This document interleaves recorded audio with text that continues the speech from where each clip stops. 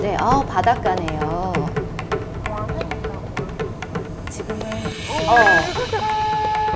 아주 평화롭게 잘 가고 있는 것 같았는데 갑자기 차가 멈췄거든요. 왼쪽에 오토바이랑 잠깐의 충돌이 있었던 것 같습니다.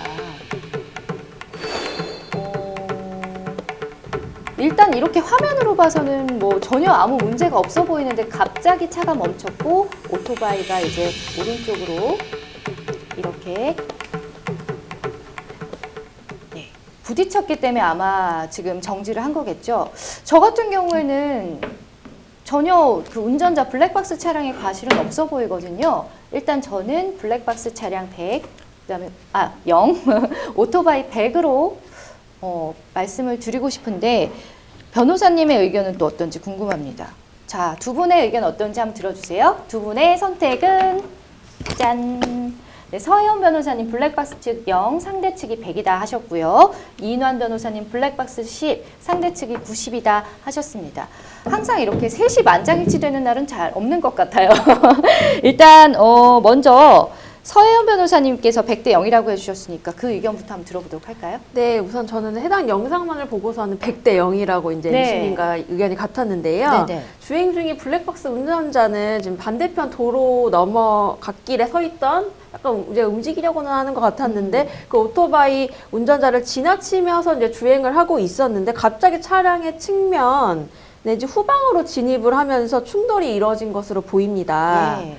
일단은 블랙박스 운전자 입장에서는 주행 중이었기 때문에 상대편이 그리고 정차를 하고 막 시작하려는 중이었기 때문에 그렇게 여기 도로를 가로질러 자기 측면을 박으리라고 하기엔 예측 가능성이 너무 없고요. 네. 그리고 좁은 2차선의 해안도로고 옆에는 지금 울타리가 쳐져 있거든요. 그래서 다른 차선으로의 회피 가능성도 없기 때문에 일단 과실이 전혀 없다고 생각됩니다. 또한 속도도 과속이 아닌 제한 속도 내로 아마 운행을 하고 있는 것으로 보입니다. 서행 중인 것으로 보이고요. 예. 특별히 과실상계 사유도 없다고 생각됩니다. 그렇습니다. 반면에 이제 블랙박스 차량에도 10%의 과실이 있다라고 말씀해 준 이인환 변호사님의 의견 들어보겠습니다. 네, 사실 10% 정도 잡으면은 아예 거의 없다라고 봐도 되지만 아예 없다라고 할 수는 없어서 말씀을 드리는 부분입니다. 예.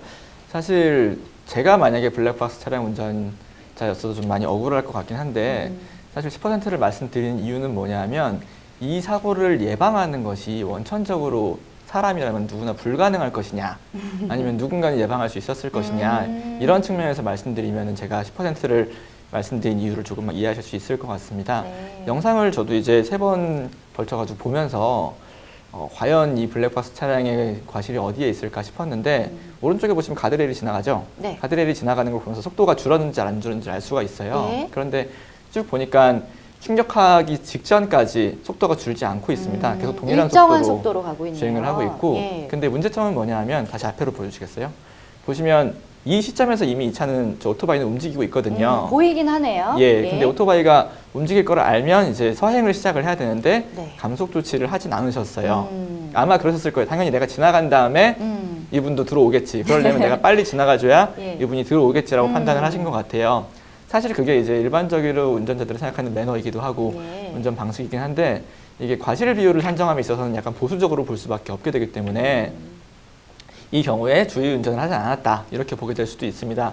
아울러서 지금 이 도로는 가운데 중앙선이 없는 도로거든요. 중앙선이 있는 도로였다라면 오히려 이 차가 더 안 넘어오겠다가 이렇게 안심하셔도 되는데 중앙선이 없는 도로였기 때문에 언제든지 오토바이는 넘어올 수 있을 거다라고 예측을 좀 하셔야 되는 부분이 있었을 것 같습니다. 그래서 듣고 보니까 또 일리가 있네요. 예, 조금 억울하신 것 같긴 하지만 그래서 저는 변호사님들이 중요한 게 양측에서 또 의견을 이렇게 제시해 주니까 이것도 맞는 것 같고 저것도 맞는 것 같고 굉장히 중요한 역할을 하고 계십니다. 근데 저희가 이제 블랙박스 얘기하면서 전방주시라는 단어 굉장히 많이 사용하거든요. 저도 되게 많이 들었었는데 이 전방주시 의무 대체 어느 정도 주시를 해야만 하는 건지 법적으로 좀 의무에 대한 기준이라든지 규정이 따로 있는 건가요? 명확한 규정은 없습니다. 네. 그리고 도로교통법상 전방주시 의무라는 표현 말고요. 안전운전 의무라는 표현을 쓰는데 안전운전 의무는 굉장히 넓게 해석이 돼요. 그리고 판례는 주로 경험칙이나 애견 가능성 이런 표현들을 사용을 하고 있습니다. 네. 이 말이 좀 어려워서 그렇지 그냥 통상적인 사람이라면 일반인이라면 대략 어떻게 하겠다 이렇게 생각하시면 충분히 이해하실 수 있을 것 같습니다. 알겠습니다. 근데 아까 보셨지만요, 중앙선이 없었잖아요. 이런 경우에 차선을 바르게 지키지 않더라도 중앙선 침범 등이 해당하지 않는 건가요? 네, 그것은 아닙니다. 도로교통법 제13조의 차마의 통행에 따르면 차마의 운전자는 도로, 그러니까 보도와 차도가 구분된 도로에서는 이제 차도를 말하죠. 그 도로의 중앙선, 중앙의 우측 부분을 통행하여야 한다라고만 규정되어 있습니다. 그래서 중앙선이 설치되어 있는 경우엔 중앙선을 말하지만 네. 중앙선이 없는 도로의 경우에도 중앙의 우측 부분을 통행하여야 한다라고 규정하고 있거든요. 그래서 도로교통법에 따르면 그 중앙선이 없거나 일부 구간이 소실되어 있더라도 가운데로 다니거나 맞은편 차선을 침범하지 않고 중앙의 우측으로 통행을 하여야 합니다. 네, 그건 매너인데요, 그렇죠? 네. 맞습니다. 그래서 중앙선이 없는 한적한 도로라 할지라도 반드시 반대 차선에서 오는 차량은 없는지 혹은 내 앞뒤로 차량은 없는지 잘 보고 안전운전하시기 바랍니다.